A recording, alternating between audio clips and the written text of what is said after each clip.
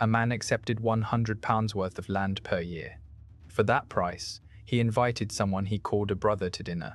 He poured the wine himself. He watched the cup being lifted. He said nothing. The man in chains would be dead within 3 weeks. But here is the thing that nobody tells you about what happened next. Edward I didn't just execute William Wallace. He tried to unmake him, erase him from memory, from language, from stone, scatter him in pieces across 4 countries so that nothing remained to worship. It didn't work. And the reason it didn't work will change how you think about every execution, every act of political violence, every regime that has ever tried to destroy an idea by destroying a man. Born around 1270. Elderslie, Renfrewshire.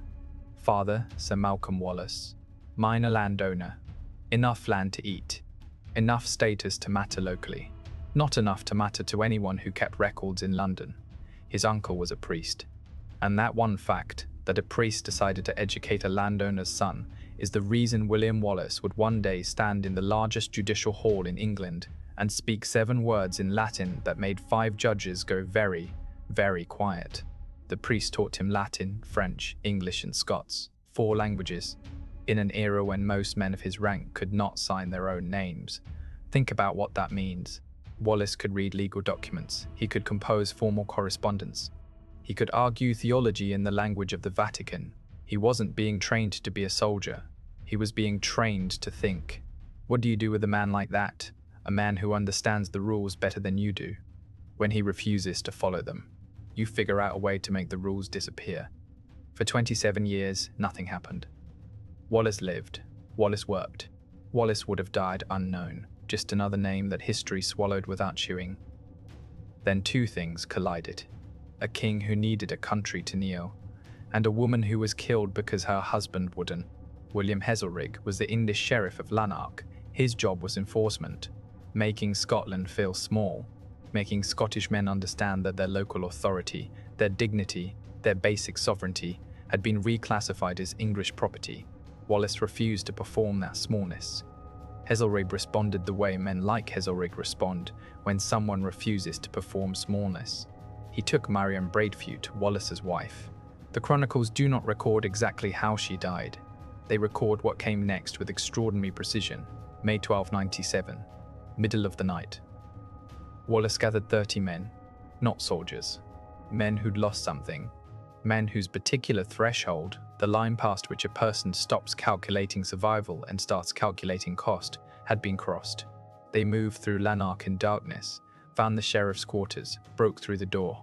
What Wallace did to Heselrigg is recorded in the chronicles as blade work at close range. The chronicles describe what was left of the sheriff as pieces. Then they turned on the garrison. 240 English soldiers. Barracks set alight. Doors barred from outside. Men who ran from the flames were cut down. Men who stayed inside burned. By sunrise, every English soldier in Lanark was dead. Scotland woke up with a new problem. England woke up with something far worse. A man with nothing left to lose, who had just proven, in the most irreversible way possible, that he was willing to use that loss as a weapon. To understand why there were 240 English soldiers in a Scottish town at all, you need to understand what Edward I had been building. Edward I 6'2", in an age when most men barely cleared 5'5". They called him Longshanks. He had invaded Scotland, declared himself its overlord, and systematically dismantled every Scottish symbol of independence. The Stone of Destiny, the coronation stone every Scottish king had been crowned above for centuries, he had it ripped out of Scone and dragged to Westminster. He placed it beneath his throne. Think about what that means architecturally. Every Scottish lord who travelled to London to pay homage would kneel above the symbol of their own stolen sovereignty, placed directly under an English king's backside. The Scottish nobility bent. One by one, they signed the Ragman rolls, hundreds of signatures, hundreds of men who calculated that survival beat principle. Wallace never signed, not because he was naive, because something in him had been calibrated differently, perhaps by the priest in Elderslie, perhaps by the wife in Lanark, perhaps by something in the architecture of his own mind that simply could not perform submission and remain itself. And when a man like that starts winning, September 11th, 1297, Stirling Bridge. The English had 10,000 soldiers, heavy cavalry, longbowmen, the most feared professional military force on the European continent. They had crushed Wales. They had ended every rebellion they had encountered. Wallace had approximately 3,000 men. Farmers, tradesmen, craftsmen, men holding weapons they'd picked up because there was nothing else left to hold. The English commander, the Earl of Surrey, had not bothered scouting alternate crossing points. He didn't need to. He had everything. Wallace waited. The English began crossing the bridge. It was narrow, barely wide enough for 2 horsemen riding abreast. They crossed in columns slowly, hundreds at a time. The bridge became a funnel. Wallace watched, counted, waited for the exact geometric moment. He waited until half the English army was on his side of the river. Then he gave the order. 2 hours later, 5,000 English soldiers were dead. The River Forth ran red for 3 days. Among the dead was Hugh Cressingham, Edward's personal treasurer in Scotland, a man so universally despised that after the battle, the Scots did not simply bury him. They skinned him and made belts from the leather. Wallace reportedly wore a strip of Cressingham's skin as a sword belt. That is the kind of war this had become. The Scottish nobility, the same men who'd signed Edward's oaths, who'd bent their knees and saved their estates, looked at what this minor landowner's son had just done and named him Guardian of Scotland, a commoner, given a title that had existed in Scotland's entire history only for earls and lords. For 1 year, William Wallace was Scotland, then Edward came himself. July 22nd, 1298, Falkirk. Edward brought 25,000 men, the full industrial weight of English military power, deployed against one country, against one man. Wallace had 7,000, mostly infantry, minimal cavalry, no longbowmen. And that last absence was the one that would cost everything. English arrows tore through the Scottish formations like wind through grass. Thousands died in the first hour. Wallace tried to hold, couldn't. Falkirk was a massacre. But here is the thing about Falkirk that separates Wallace from every other medieval commander who lost a catastrophic battle. He didn't surrender, didn't send envoys, didn't negotiate, didn't kneel. He disappeared. 7 years, 1298 to 1505. Wallace became something English military doctrine had no category for. English supply trains moving through Scottish forests would arrive at their destinations lighter than when they left. Wagons emptied overnight, guards found dead at their posts with no alarm raised. Entire convoys vanished into glens that English maps had not yet named. In one recorded incident, a patrol of 40 English soldiers entered Ettrick Forest tracking Wallace's trail. Boot prints, broken branches, cold campfire ash. The trail led deeper. Trees closing overhead, the forest narrowing. 3 men came back. They reported that the forest had attacked them. Arrows from positions they could not locate, rocks from above. Then silence. Then more arrows. The other 37 were never recovered. At what point does a man stop being a person and start being a philosophy? Edward spent over £100,000 hunting him, equivalent to tens of millions today. He mobilized armies, built spy networks across Scotland, offered bounties, imprisoned the families of suspected sympathizers. Wallace kept moving, but Scotland was breaking. By 1305, most of the nobility had surrendered again, signed new oaths, accepted English rule in exchange for keeping their estates. They'd done the math that Wallace could never do, survival before principle. Wallace was the last one, the last man in Scotland who refused to call Edward his king. And that was the problem, not military threat. By 1505, his wife is negligible. The problem was symbolic. As long as Wallace existed, the surrender of every Scottish noble looked like exactly what it was, a choice. If one man could choose differently, then every man who hadn't was making a statement about himself that he preferred not to examine. Edward could not allow that comparison to exist. Edward built his intelligence network the way a spider builds a web. Tavern keepers on English payroll, merchants reporting travelers, priests passing information through confessional conversations, servants listening at doors and reporting what they heard. The Exchequer rolls Parmenangel records preserved today in the National Archives show the payments. Silver exchanged for whispers, coordinates for gold, and Edward made the stakes explicit. Anyone caught helping Wallace would die the same death Wallace would die. Their families would lose everything, their names would be erased. One by one, the circle collapsed. By mid-1505, perhaps 10 people in all of Scotland could be trusted, perhaps fewer. One of those trusted people was Sir John Menteith. Scottish knight, had fought against the English, hosted Wallace at his properties, shared meals with him, the kind of man whose loyalty looked from the inside of the relationship like bedrock. The Exchequer roll entry is dated August 3rd, thus 1355. Payment to Sir John Menteith, land worth £100 per year. Service rendered. Location of William Wallace. Wallace was staying at a farmhouse outside Glasgow. Menteith knew he'd be there. So did Wallace's own servant Jack Short. So did two others whose names were deliberately obscured in records, protected by those who survived them. They invited Wallace to dinner. The wine was served. Some chronicles suggest it was drugged, not lethally, just enough to slow the reflexes, create drowsiness. He closed his eyes in what he believed was safety.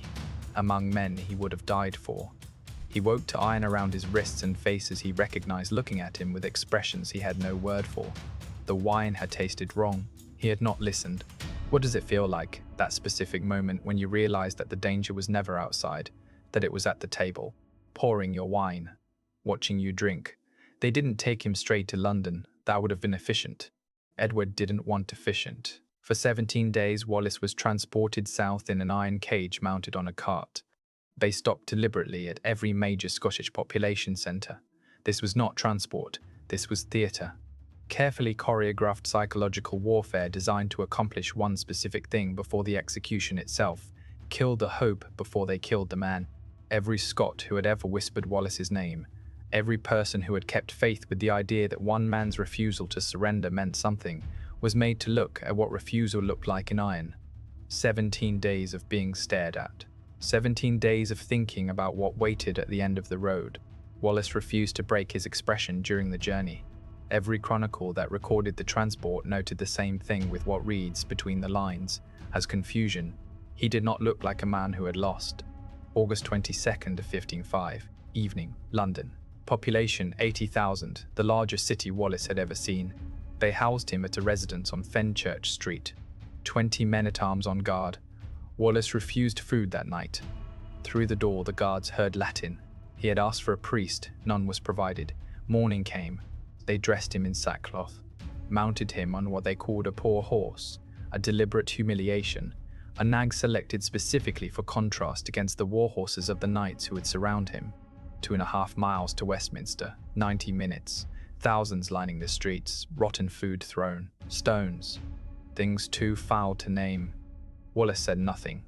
Westminster Hall, 240 feet long, built 1097.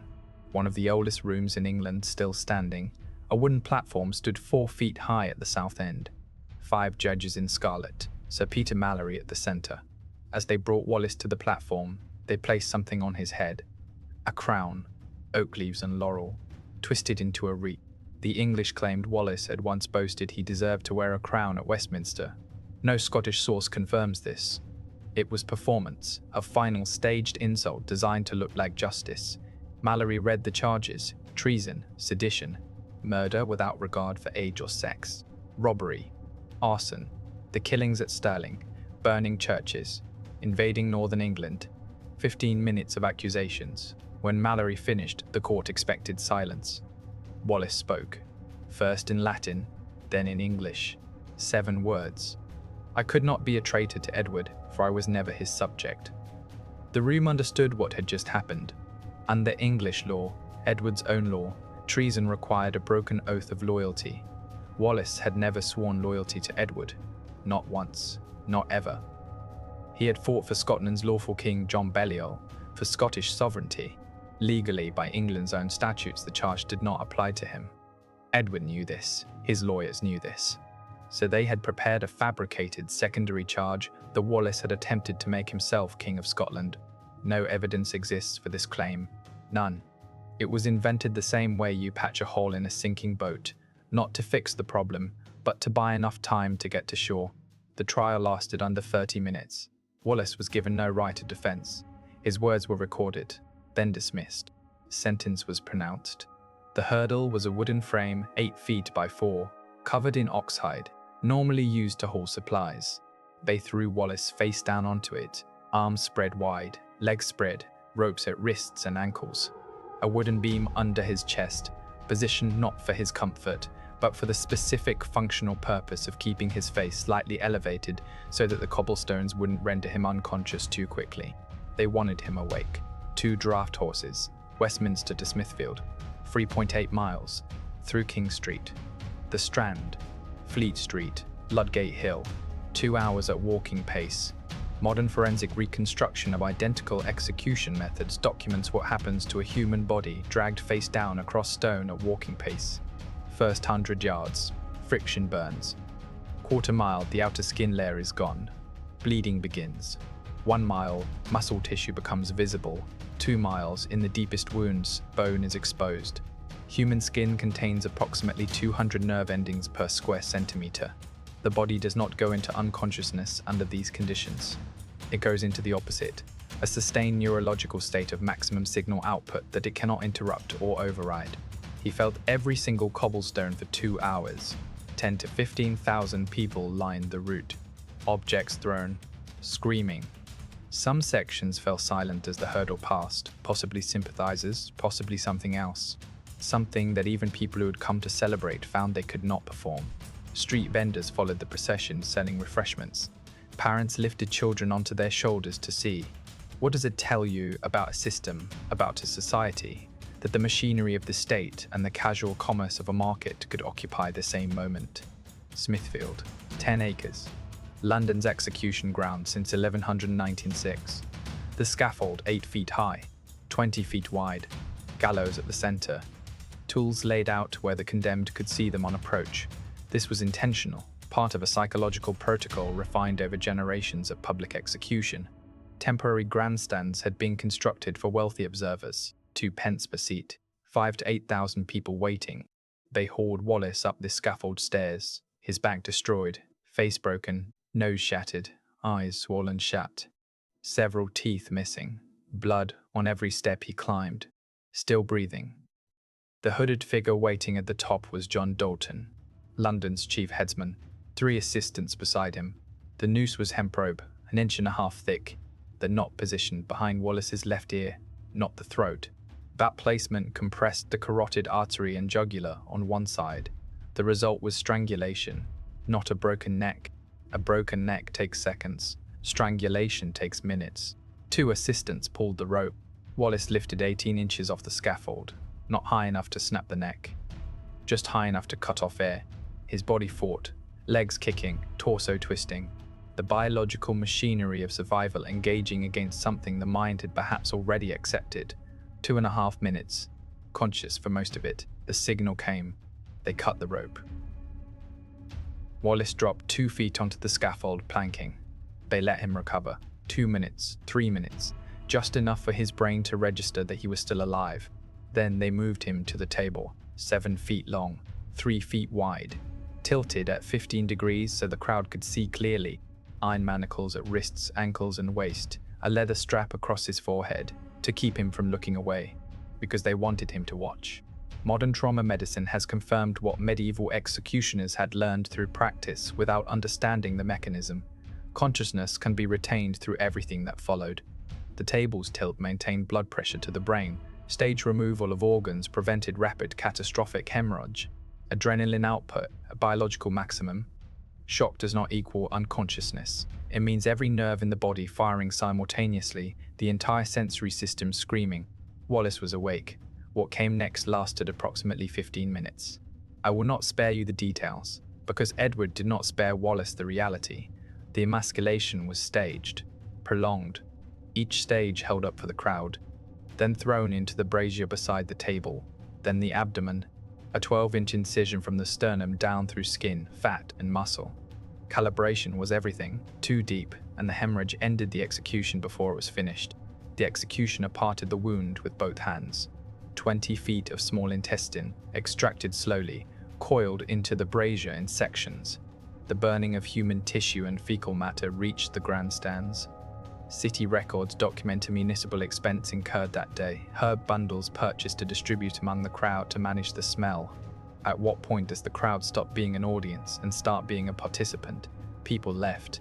Parents covered children's eyes. Too late. Women fainted. Soldiers who had participated in military campaigns, men professionally acquainted with human suffering, vomited. Public executions were routine in London. A standard hanging lasted 5 to 10 minutes. This had gone over an hour, and through it all, through every single minute of it, William Wallace said nothing that could be described as a plea. One monk's chronicle records a single utterance, in manus tuas, Domine.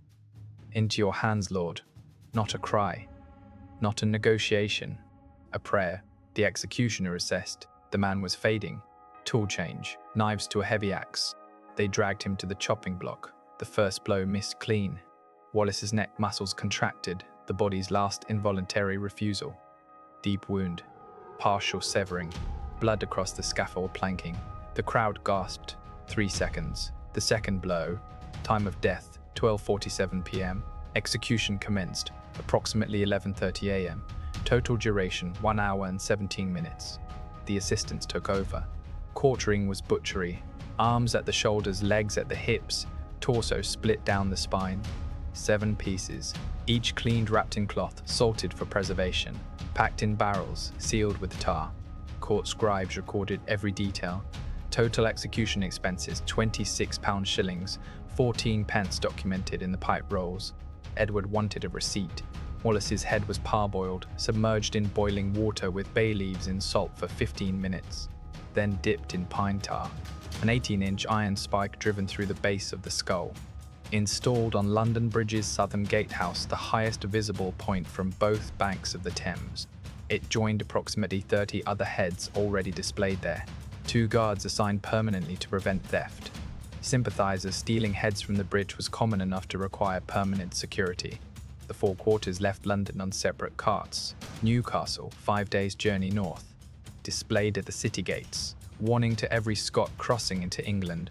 Berwick, the town Wallace had liberated in 1297, now forced to display his rotting flesh as a permanent warning against liberation. Stirling, the site of his greatest victory, where he had destroyed an English army, where they now nailed a piece of him to a wall. Perth, a major Scottish population centre. Edward's strategy was geometric. A web of flesh stretched across the entire country. Every major Scottish town would see a piece of him. Comston, rotting, inescapable. It was a perfect plan. It failed completely. English guards at the display sites began filing reports. At Berwick, overnight, objects appearing near the displayed quarter. Flowers, ribbons, small offerings, despite absolute prohibition. Despite the fact that being caught leaving an offering meant the same death Wallace had suffered. At Stirling, pilgrims. People travelling roads patrolled by English soldiers specifically to reach the site of his last victory and stand near what was left of him, not in mourning, in something closer to defiance. Within months, Scottish minstrels had composed songs about the execution. The English made singing about Wallace a punishable offence. Can you hear what just happened? They tortured him for over an hour. They scattered him across 4 countries. And the most effective suppression they could devise for the songs was to make the songs illegal. The songs went underground. They became darker. They became more popular. English soldiers who had been present at Smithfield began spreading a different account in barracks and taverns. Not the account of a broken man that Edward had commissioned, but something that disturbed them more than they could quite explain. They had gone to Smithfield to watch something break. They had watched a man endure something that should have broken anything, and the man had not cooperated with that narrative. These accounts became their own kind of song. The Scottish Church, priests who had previously urged accommodation with England, who had counselled realistic survival over hopeless resistance, began preaching sermons drawing parallels between what had happened at Smithfield and the Passion of Christ. There is a reason that comparison was available. It was available because the English, in their meticulous, bureaucratically documented desire to erase every trace of William Wallace, had inadvertently constructed, in front of 5,000 witnesses and one very observant monk, a martyrdom. Robert the Bruce, who had collaborated with the English, who had helped hunt Wallace, who had bent his knee and saved his estates, raised the standard of Scottish rebellion less than 6 months after the execution. When asked why he would risk the same fate, the account attributed to him was simple. He would rather die like Wallace than live as Edward's property. Edward I died in 177, 2 years after the execution, still fighting Scottish rebels. His conquest of Scotland, the campaign he had dedicated his entire military and political machinery to completing, was not finished. On his deathbed, he reportedly ordered his bones carried with English armies until Scotland was subdued. His son, Edward II, lacked his father's will. At Bannockburn in 1314, 9 years after Smithfield, the Scottish resistance that Wallace had started, and that his death had transformed from a military movement into something far more durable, destroyed an English army in the field. Scotland remained Scotland. Edward V was, by the standards of his time, an extraordinarily capable king. He understood military strategy, legal architecture, the psychology of power, and the mechanics of suppression. He had crushed Wales. He had bent Scotland's nobility.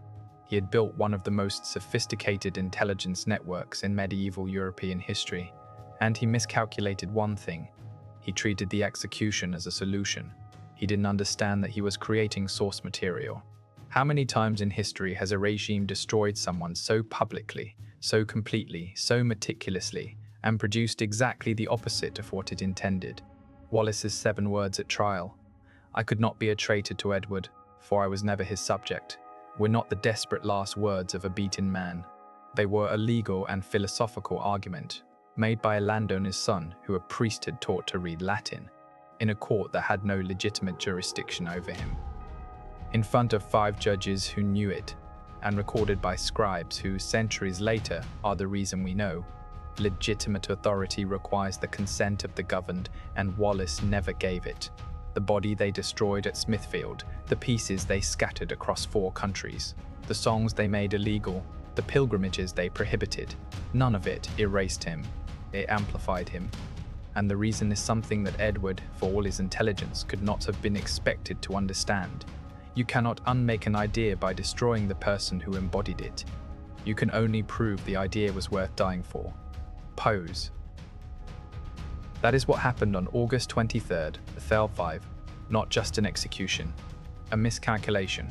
He never swore the oath, not once, not ever. That silence outlasted an empire. If this story moved something in you, if it made you angry or uncomfortable or quietly furious in a way you can't quite name, then you already understand why history like this matters. Hit that like button right now. It tells the algorithm this story deserves to be seen. Subscribe to the History and Fact It. We don't soften edges. We don't skip the parts that are hard to look at, because the history that actually changed the world was never comfortable. Drop a comment below. What do you think was the more powerful weapon, Wallace's sword or his 7 words? I read every single one.